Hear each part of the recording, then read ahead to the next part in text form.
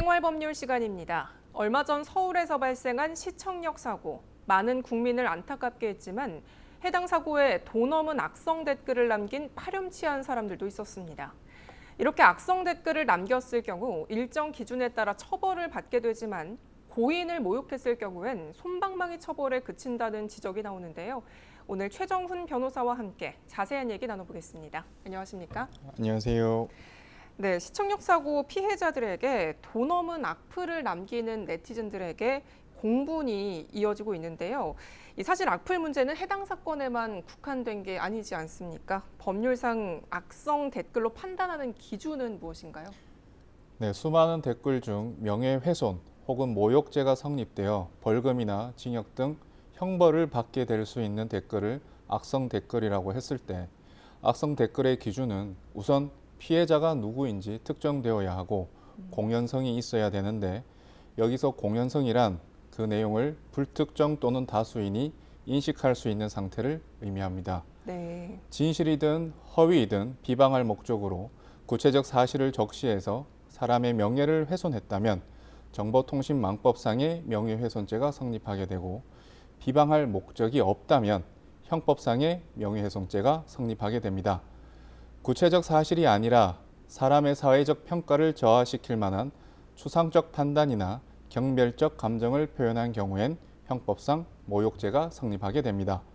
이처럼 댓글에 명예훼손죄나 모욕죄가 성립할 수 있는 내용이 담겨 있어야 악성 댓글이라 할 수 있겠습니다. 네, 그러면 이 해당 기준이 충족이 됐을 때 어떤 처벌을 받게 되나요? 네, 사람을 비방할 목적으로 정보통신망을 통하여 공공연하게 사실을 드러내어 다른 사람의 명예를 훼손한 자는 3년 이하의 징역 또는 3천만 원 이하의 벌금에 처하게 되고 네. 공연히 사실을 적시하여 사람의 명예를 훼손한 자는 2년 이하의 징역이나 금고 또는 500만 원 이하의 벌금에 처하게 됩니다. 공연히 사람을 모욕한 자는 1년 이하의 징역이나 금고 또는 200만 원 이하의 벌금에 처하게 됩니다. 네, 그럼 이 악성 댓글을 넘어서 허위 사실까지 유포하는 경우엔 어떤가요? 네, 허위 사실을 적시하여 사람의 명예를 훼손시킨 경우엔 형이 더 가중되는데요. 네. 사람을 비방할 목적으로 정보통신망을 통하여 공공연하게 거짓의 사실을 드러내어 다른 사람의 명예를 훼손한 자는 7년 이하의 징역, 10년 이하의 자격정지 또는 5천만 원 이하의 벌금에 처하게 되고 공연히 허위의 사실을 적시하여 사람의 명예를 훼손한 자는 5년 이하의 징역, 10년 이하의 자격정지 또는 1천만 원 이하의 벌금에 처하게 됩니다. 네, 알겠습니다. 실제로 인터넷 커뮤니티에서는 악플러한테 신고하겠다, 고소하겠다 이런 답글이 달리기도 하는데요. 실제로 처벌을 받은 사례가 있을까요? 네, 연예인에 대한 악성 댓글, 사고 유족들에 대한 조롱과 비방 등 악플러가 처벌받았던 내용을 저 역시 방송이나 신문 기사를 보고 알고 있을 뿐이어서 구체적인 내용은 알지 못합니다. 네. 다만 인터넷상에서 명예훼손 모욕을 했던 여러 피고인들을 변호한 적이 있는데 처벌 정도는 사안에 따라 각기 다르지만 실제로 처벌은 받게 됩니다. 아, 그렇군요.